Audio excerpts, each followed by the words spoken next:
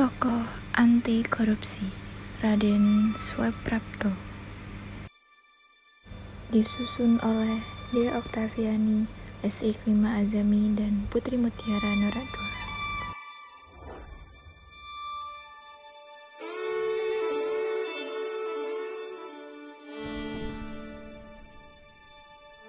Tokoh anti korupsi yang akan kita bahas kali ini yang bernama Raden Suprapto. Ia lahir di Kediri 27 Maret 1897. Meninggal pada tanggal 2 Desember 1964. Raden Suprapto pernah menjabat sebagai Jaksa Agung selama 9 tahun sejak 2 Desember 1950 hingga 4 Juli 1959.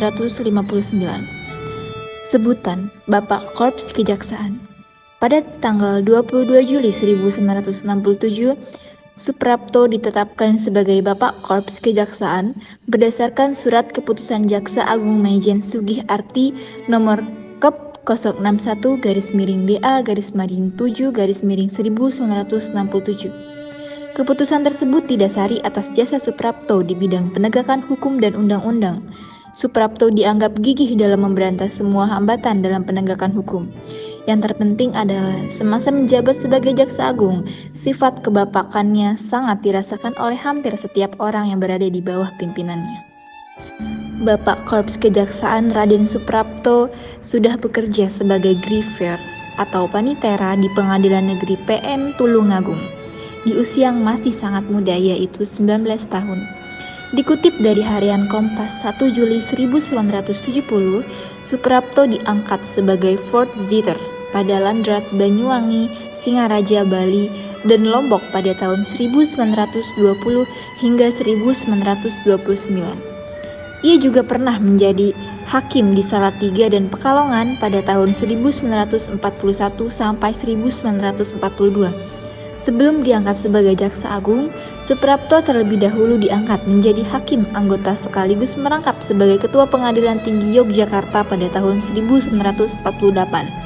Pada 20 Juli 1950, Presiden Soekarno mengangkatnya sebagai Hakim Agung pada Mahkamah Agung. 5 bulan setelah menjadi Hakim Agung, Suprapto diangkat menjadi Jaksa Agung melalui Keputusan Presiden nomor 64 pada 2 Desember 1950. Jaksa berwibawa. Suprapto dikenal sebagai sosok yang memiliki kewibawaan besar dan gigih dalam mempertahankan hukum dan setiap undang-undang yang berlaku.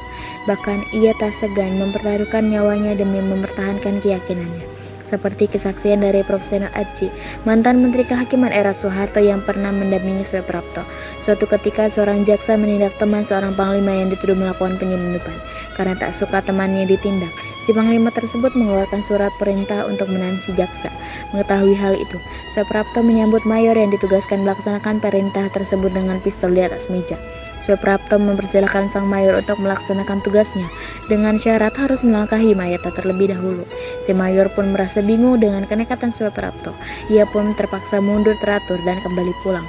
Menurut Profesor Aci, kejadian semacam itu terjadi berkali-kali. Bahkan, ia sering bersih tegang dengan pemerintah akibat kegigihannya dalam menentang dan memberantas semua penghambat terlaksananya ketertiban hukum dan undang-undang. Hanya itu, Suprapto juga pernah menolak melaksanakan perintah Bung Karno karena bertentangan dengan hukum yang berlaku. Waktu itu, ketika masyarakat dan media ramai membicarakan perkawinan Bung Karno dengan Hartini, ia diperintahkan Bung Karno untuk menindak Mustar Lubis selaku penanggung jawab Harian Indonesia Raya. Pasalnya, surat kabar tersebut dituduh telah memuat berita-berita yang mencemarkan nama baiknya.